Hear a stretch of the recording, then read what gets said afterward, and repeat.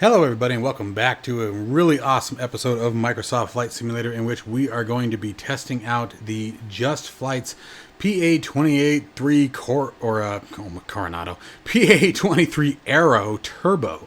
Now this has been a long-awaited aircraft. The speculation and the footage that we have seen shows it's going to be a very highly detailed flight model, very highly detailed cockpit. With a lot of different features for customization that's really going to make it a pleasure to fly. Now, I do want to set the disclaimer, so please don't skip this part because this tends to bounce back in every one of these videos I do.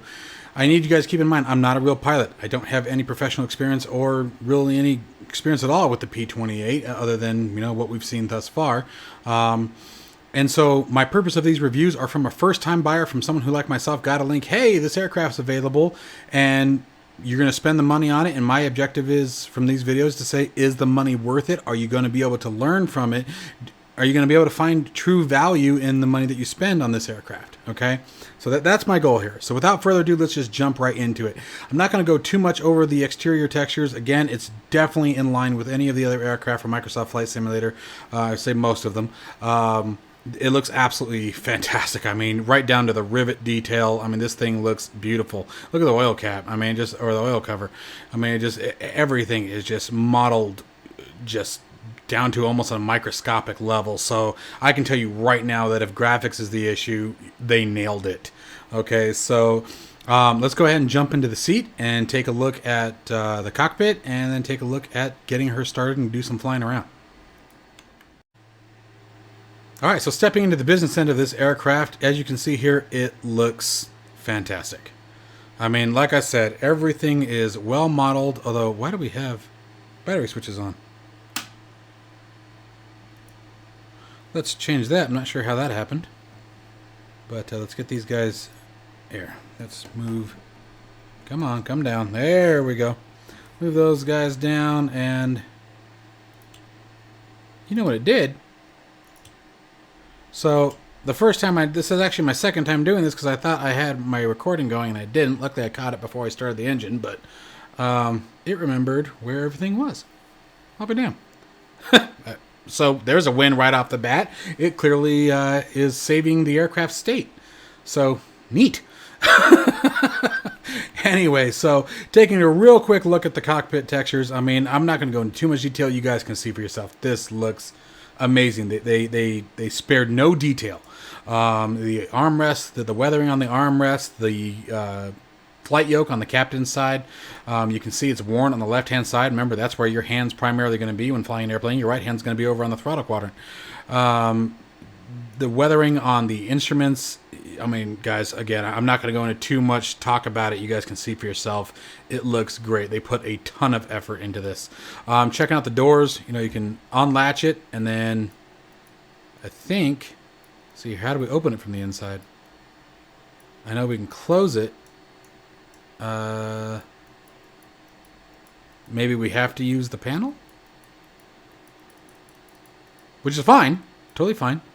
Nope, that latched it again. So let's unlock it here. And then, yeah, so it remembered this the last time I stayed it. So this switch right here will turn the iPad, if you want to call it, or JustFlight's EFB. There you go. That's what I was trying to think of. The electronic flight bag on. You can turn on your chocks, your tie downs, your tow bar. There you go. Open up the cabin door. There we go. Baggage door, oil door. Swing back to the exterior here, and we can spin it around. You guys can sort of see for yourself. There it is. I mean, even the detail on the cabin door or on the cargo door. I mean, they didn't have to go through this lengths for the cargo door. I mean, that's, again, great stuff. Great stuff. The oil door, there it is on the engine. So, again, textures, there's nothing more to be said. They did a fantastic job. I mean, absolutely beautiful. So now let's go ahead and let's close those doors back up. Boom, boom, boom. And boom, boom, boom. Now, the one thing I want to show you with the cabin door that I've seen is you can click on the door handle, close it, and then close the latch down. So, kind of neat. Again, I love things like that. I love those kind of details. Call me weird. It's whatever. You have different settings that you can set for the fuel selector, whether or not you want to go to auto or manual. If you turn this off, that means you have to pay attention to your fuel selection, which we'll go ahead and click that over to the left side. I think we're going to need that for engine start. Or you can set it to auto. There it is right there, state saving. That's how it did it, right there. Let's see here. You have your direction indicator if you choose, or you have HSI. I like the horizontal situation indicator personally myself. I mean, this thing is beautiful. Something I checked out previously, all the circuit breakers work. And mark my words, if you leave one of these undone, it's going to impact things. I saw that in another video. So really, I'm just so excited about the realism of this aircraft. So let's not waste much time and let's get her started up at least. So what we're going to do first is, let me check out the battery here. See, it makes a noise. I'm using my flight yoke, but it doesn't actually trigger the switch. So, that did something it's not supposed to. Interesting. Okay, I'll have to look at that. I'm thinking some of my controls got messed up. Let me take a peek at something here. Interesting. Alright, so we'll play around with that later. I'll worry about that. That's miniature stuff, or minute stuff. So here's our battery. We're going to kick the battery on. We can start gearing. Alright, so let's go ahead and get her started up. So the first thing that we're going to want is our fuel pump, or battery on first. Then we're going to turn our fuel pump on. Then we're going to turn the beacon light on, letting everyone know that we're getting ready to start the engine. Pop that window down for a second. Give her a nice shout of clear prop. Bring our propeller pitch up. Mixture up. Let that throttle come up about quarter of the way here. Magneto's right, left, both, and then start. You can hear that beautiful sound. And then we want to take our RPMs down to about between 1400 and 1500.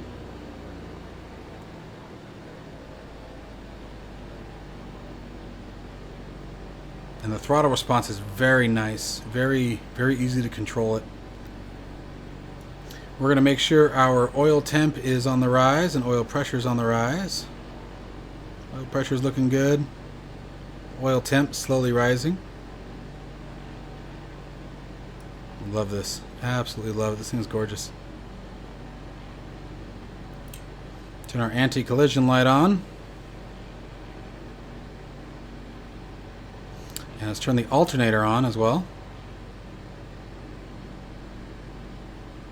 Now we can start turning on our instruments, which it actually remembered that from my previous reset. So what happened last time is I was just getting ready to start the engine, or no, it was just after I started the engine.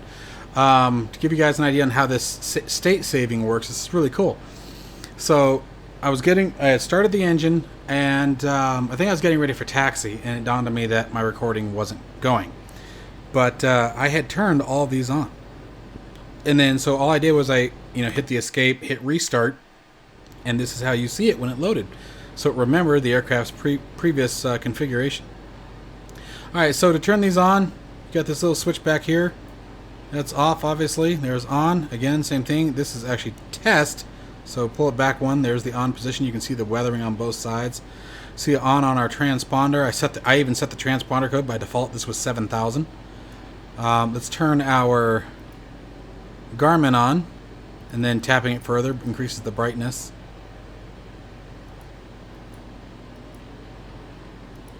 That's kind of cool. All modeled, fully modeled. Look at that. Oh, come back.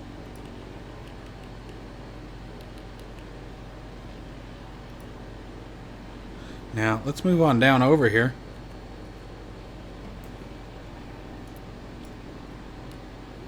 There we go. There we go. So you can't even see the on switch anymore. That's so cool. Like I said, I love things like that. I love little details like that. That's fantastic. Fantastic. Okay.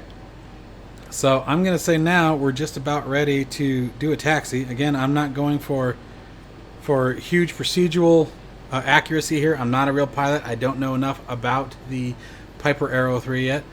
But now something I will show you guys is if you go to your packages folder, go to community, find the JustFlight directory, it comes with some really great documentation. Where are you? There it is. Open that guy up, and you have your documents section here.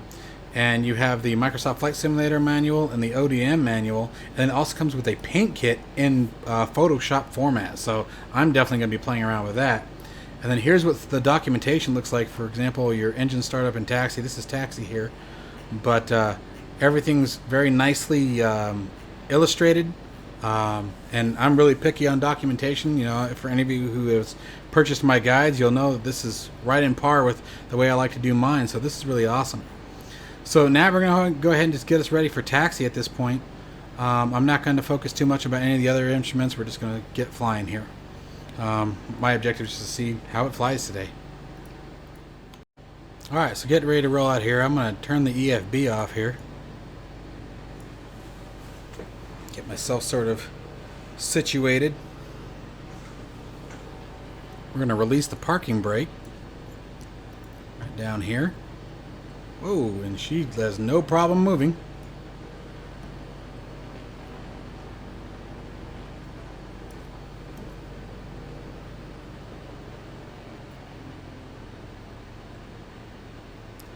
The rudders are very sensitive. For me anyway. I'm using the TPR Rudder Pedals by Thrustmaster. So for anyone who's interested in that.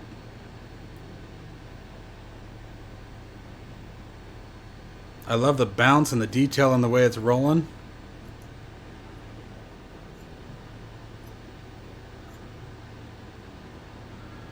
The brakes seem to go from sort of nothing at all to all of a sudden, holy heck, you're stopping, right? But again, these are all things that can be adjusted with sensitivity curves and whatnot, so not a complaint, just an observation.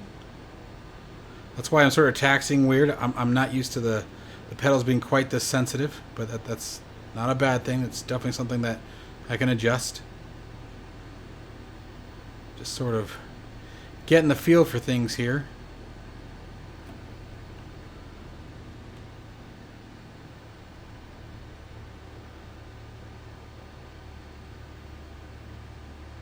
I hope that wasn't the end of the runway. It should be down here at the end.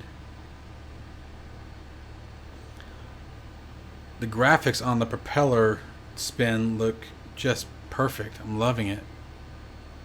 I think it's one of the better models. Maybe I'm just overseeing it kind of thing, but it definitely looks different from the other propeller aircraft we've seen. Texturing on the glass is great. Yeah, see, she taxis very quickly. Imagine that's that turbo talking, but oh, come on, baby. Turn. Okay, so we're going to hold short here. And for example, let's demonstrate the checklist a little bit. We're going to walk through the run-up process that's got for us here. So set the parking brake, compare the level, confirm the propeller is lever full forward. To carry a Magneto check, advance the throttle to obtain 2,000 RPMs, then rotate the selector, the Magneto selector, to the left position. Note the RPM drop, then rotate it back to both position, and repeat the steps for the right one. So let's go ahead and do that. We're going to round her up to 2,000.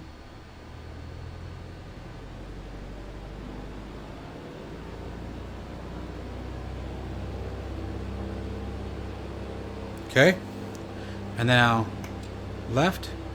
There's the RPM drop. It's like about 500. Back to both. It was about 300, I guess. Let me power up a little bit more.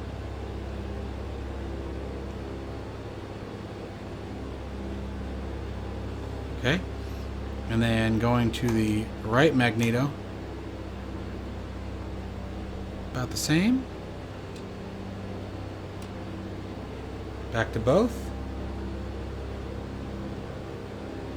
Alright, and then check that vacuum, oil temperature, oil pressure, and amp meter readings are within limits. Oil pressure in the green, oil temperature in the green. Alternator amps. Now it doesn't give me what's good and bad. I'm just going from the documentation here, and again, this is just the Microsoft Flight Simulator one. I haven't looked at the other one yet. Feels good, fuel pressure.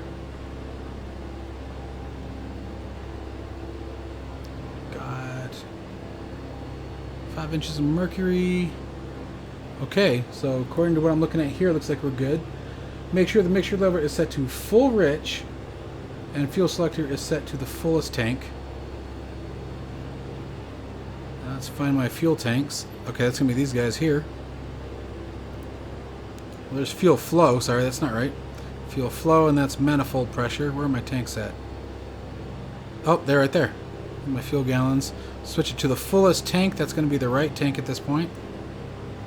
Switch that on over. Okay. To carry out the propeller check, okay, advanced lever is 2,000 RPMs. Then cycle the propeller level twice, moving it aft towards the high pitch, low RPM position, and then forwards to the low pitch, high RPM position. Note the RPM drop on the tachometer. Reset the lever to full forward position.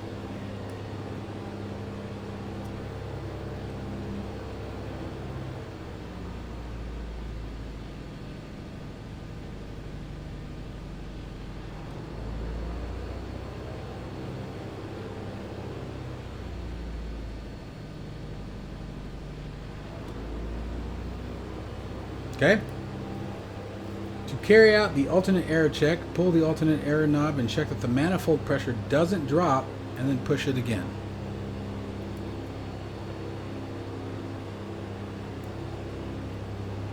No change in RPM. Okay. Check the operation of the fuel system by switching the fuel pump off and confirming that the fuel pressure is still in the green sector. So here's our fuel pressure. And there's a fuel pump off. And fuel selector back on. Or fuel pump back on. Check that the alternate air lever is set to close and the mixture propeller is in full forward position. Yep. Lower the flaps to 10 degrees, the first stage. Oops, sorry. Okay. Confirm the magneto selectors in the both position and switch on the landing and anti-collision lights. So turned on the anti-collision lights too early, but that's okay. There's the landing light. Oh, you saw the alternator amps increase a lot, which makes sense. Rotate the pitch trim wheel until the indicator sits in the neutral center position. Move this over just a little bit. Okay. Set.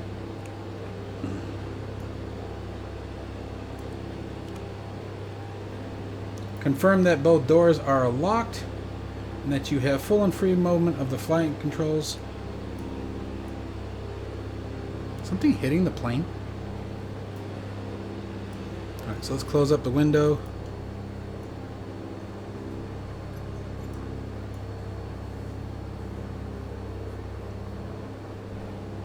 Controls are free.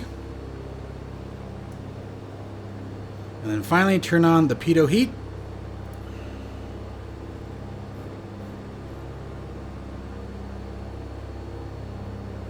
Alright. Now we are ready to throttle her back down. Feet on the brake. Parking brake are released. There we go. We're going to line up with the runway now.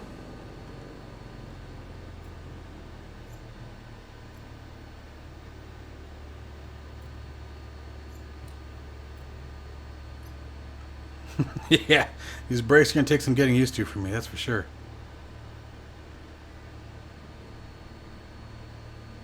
Alright, so we're going to line up with the center line here, more or less.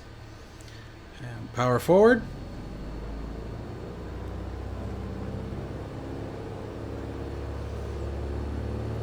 Max power, and we're looking for 65 knots. Whoa. Some engine torque there. Airspeed alive. Whoa, whoa, whoa, whoa, whoa, whoa, whoa. There's 65. Mercy. Okay. I'll get it. Much different flight model. And then, let's see here.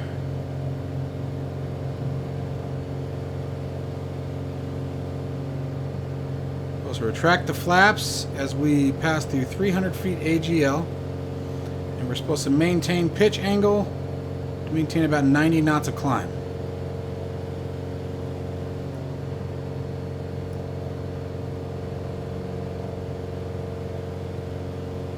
Past 300 feet, flaps coming up. Trimming.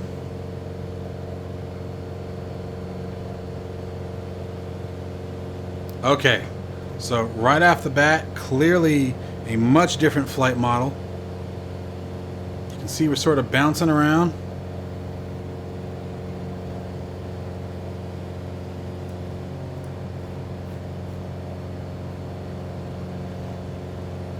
Alright, so once stable in the climb, we're going to turn off our fuel pump.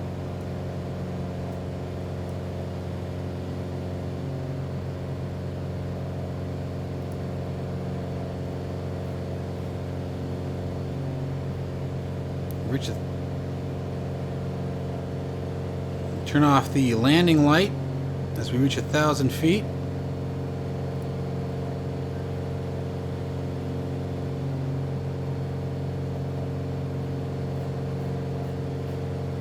And now let us just maneuver a little bit.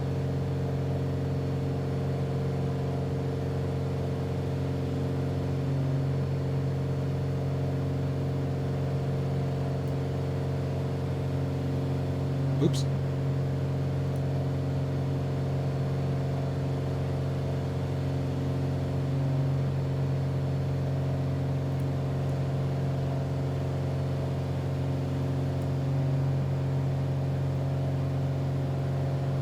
Alright, so I'm going to come out of the climb here.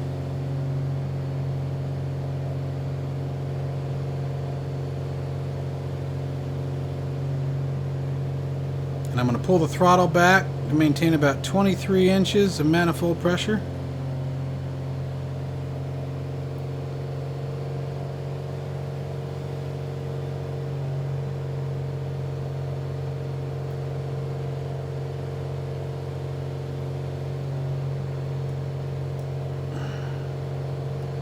A little high. No, we're climbing. Come on. Yeah, much different flight model. And then reduce the propeller to maintain 2200 RPMs. I'll deal with my climb here in a minute. Reducing the power is going to help with some of that. My track IR is being really funny is why I'm not using it right now. I actually built a new frame for it. So I'm going to be rebuilding my track IR.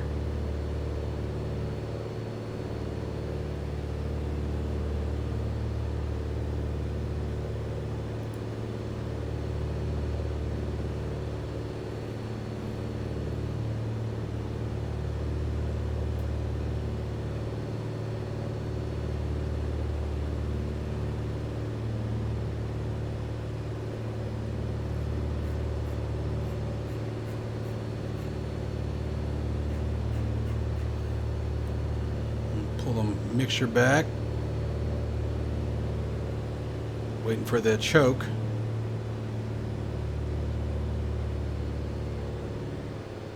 There it is. So add a little bit more back in. Alright, and the trim wheel is responding very nicely.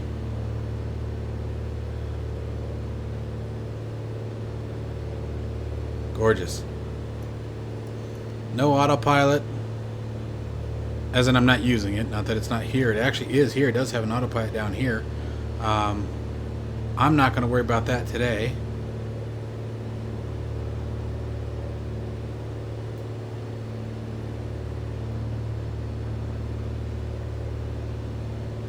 Oh, this is gorgeous. So definitely, I will say right off the bat, this is a much better flight model than the one by Coronado. The response and corrections you're having to make to the aircraft are consistent. You have to actually fly the plane. I'm catching that right away here. Caught that on the takeoff. I was not expecting the takeoff to be that difficult. I mean, that was challenging. what happened there is I wasn't ready for that. I was not ready for the yaw to the left there. You know, almost none of the aircraft do it, so that was a shock to me. I'm going to say right off the bat, this is definitely the better of the bang for the buck. It's an absolutely fantastic flight model. The aircraft looks amazing. The different features, the customization options. I don't know if you guys have seen this yet, but you can actually change out the radio stack if you choose. So here you have option 1. There's the 430. There's the 530 if you choose. I like the old standard radio stack. I think I'm gonna learn a lot more from this. I feel like this is an aircraft I definitely am gonna be flying a lot to practice.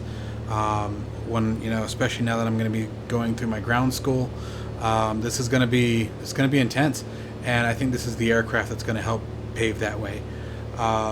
JustFlight, hats off to you guys. This is an absolutely gorgeous airplane, absolutely beautiful flight model. A lot of hard work was clearly done on this plane, and I salute you, man. This is wonderful. Great job. Absolutely great job. So last thing I'm gonna do is I'm gonna try to bring her in. Let's see if I can. Oh, I gotta click on the right thing here.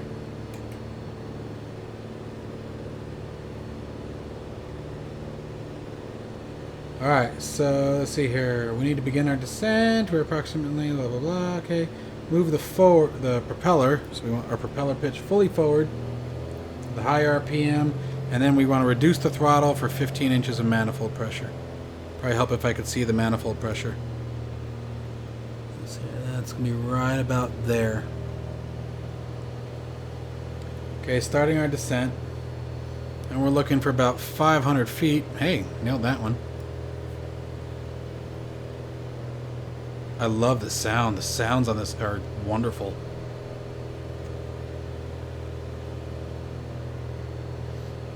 And we want to maintain about 110 knots. We're right on there. 110 knots for the descent.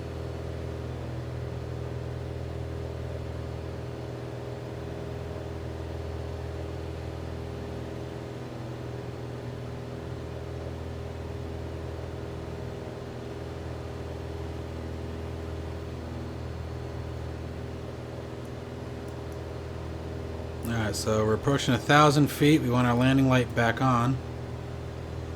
Where's my runway? Ah, dang it, I lost track of it. Let's do a right-hand pattern here. Give me time to line back up. Forgive some of the poor flying. See, I got to pull back. That was to maintain my descent rate.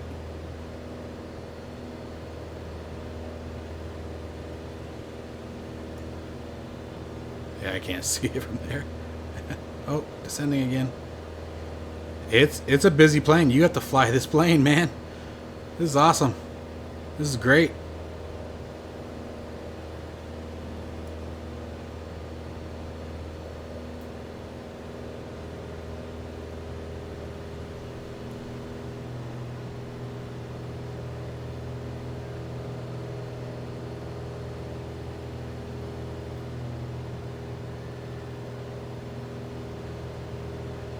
Here's my runway. Alright, so we're going to reduce to 100 knots.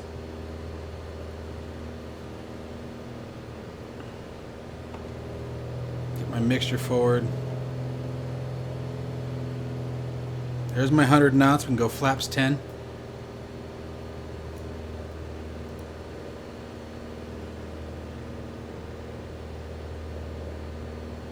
We're just going straight in. So I'm going to put that gear down.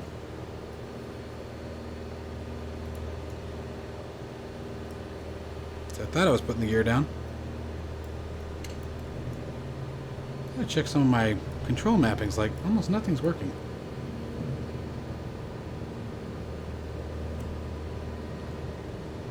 And I'm way too high, so here's my famous space shuttle landing.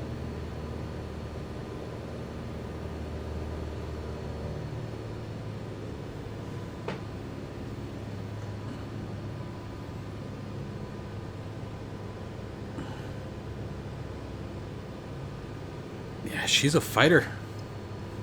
This plane is a fighter.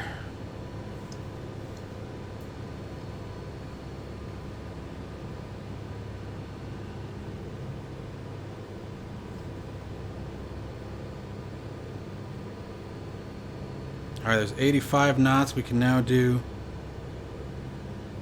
flaps 2.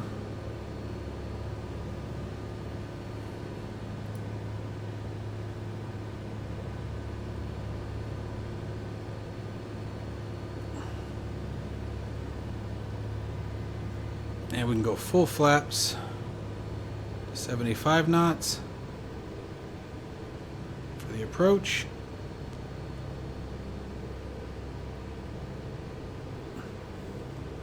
Yeah, man, I'm having to fight it. We're a little low.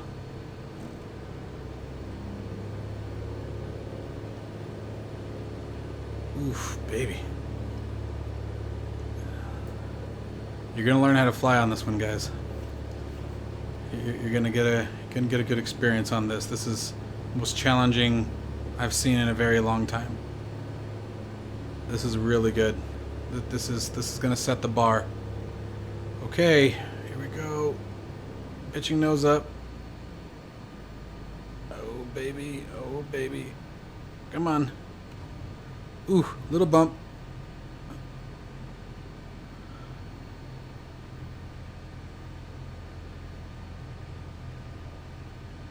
Okay. Whoa. Okay, yes, I'm definitely going to have to work on some of the axis controls here. That nose wheel gets loose.